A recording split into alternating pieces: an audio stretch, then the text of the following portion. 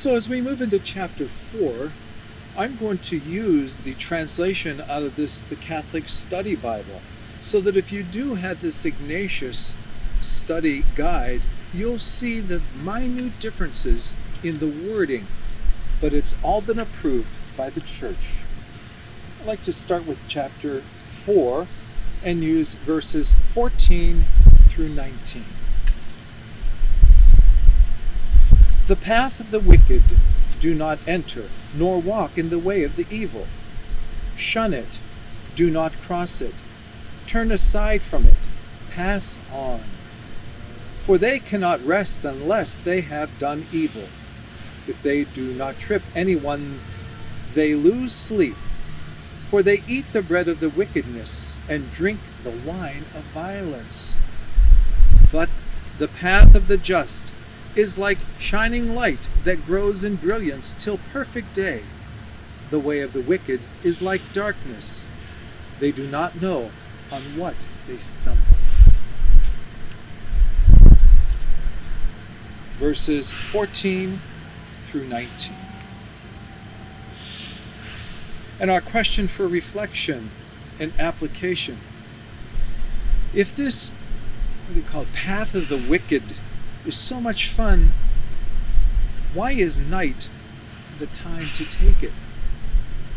And why is daytime used to describe the path of the righteous?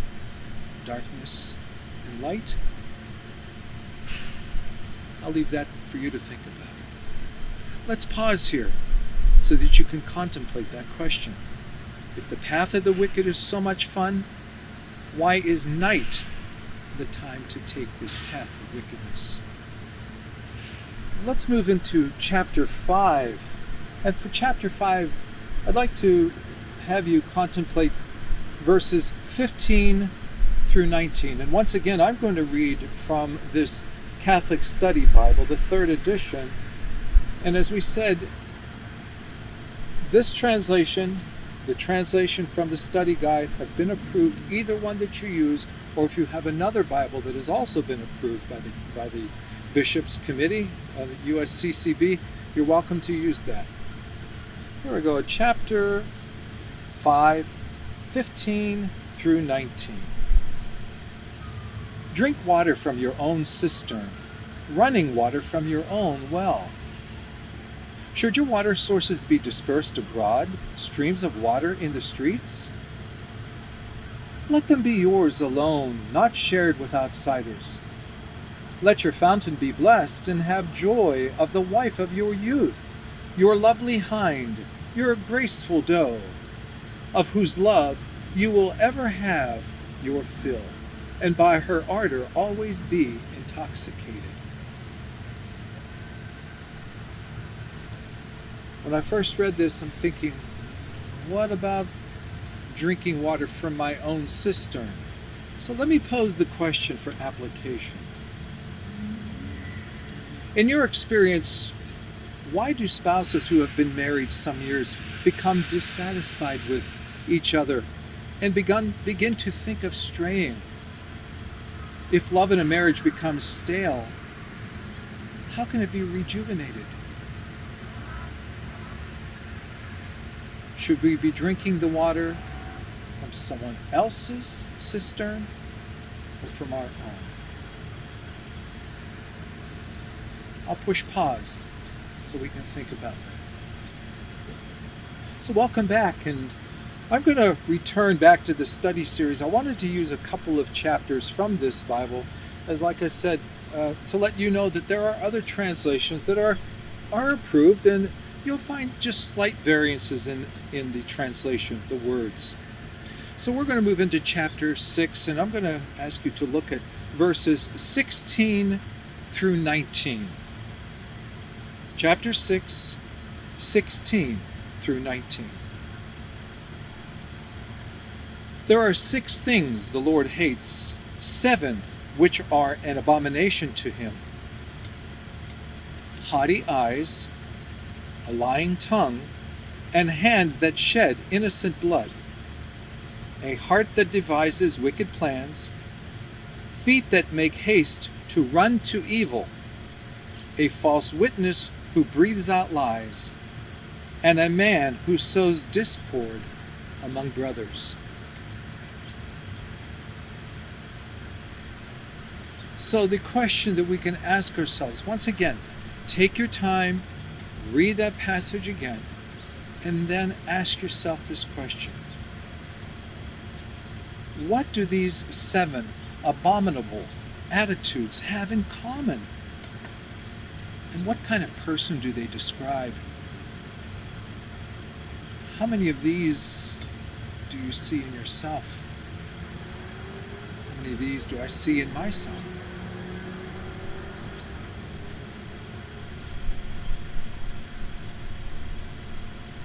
We'll push pause and think about that. So welcome back as we continue. We're going to move into chapter 7. We're going to look at verses 6 through 12. For at the window of my house I have looked out through my lattice, and I have seen among the simple, I have perceived among the youths, a young man without sense, passing along the street near her corner, taking the road to her house in the twilight, in the evening, at the time of night and darkness. And behold, a woman meets him, dressed as a harlot, wily of heart. She is loud and wayward. Her feet do not stay at home. Now in the street, now in the market, and at every corner, she lies in wait.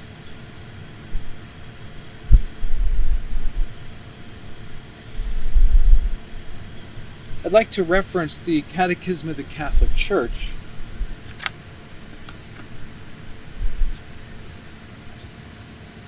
This is the Catechism, and this is paragraph 2521 on purity. Purity requires modesty, an integral part of temperance. Modesty protects the intimate center of the person. It means refusing to unveil what should remain hidden. It is ordered to chastity, to whose sensitivity it bears witness. It guides how one looks at others and behaves toward them in conformity with the dignity of persons and their solidarity. So the question that we have for application: how do today's clothing fashions accord with the definition in the Catechism of the Church? And how might clothing that is itself reasonably modest be worn so as to suggest an immodest attitude?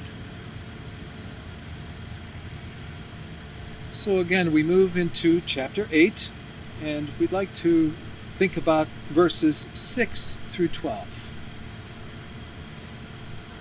Hear, for I will speak noble things, and from my lips will come what is right. For my mouth will utter truth. Wickedness is an abomination to my lips. All the words of my mouth are righteous. There is nothing twisted or crooked in them. They are all straight to him who understands, and right to those who find knowledge. Take my instruction instead of silver, and knowledge rather than choice gold. For wisdom is better than jewels, and all that you may desire cannot compare with her. I, wisdom, dwell in prudence, and I find knowledge and discretion. Once again, I would like to reference the Catechism of the Catholic Church, as it gives a definition on prudence. Prudence. In wisdom, I dwell in prudence, right from chapter 12 of Proverbs. Chapter 8, verse 12 of Proverbs. The definition. Prudence is the virtue that disposes practical reason to discern our true good in every circumstance and to choose the right means of achieving it. The prudent man looks where he is going. Keep sane and sober for your prayers. Prudence is right reason in action, writes St. Thomas Aquinas, following Aristotle. It is not to be confused with timidity or fear, nor with duplicity or dissimulation. It is called ariga virtutum, the character of virtues. It guides the other virtues by setting rule and measure. It is prudence that immediately guides the judgment of conscience. The prudent man determines and directs his conduct in accordance with this judgment. With the help of this virtue, we apply moral principles to particular cases without error and overcome doubts about the good to achieve and the evil to avoid.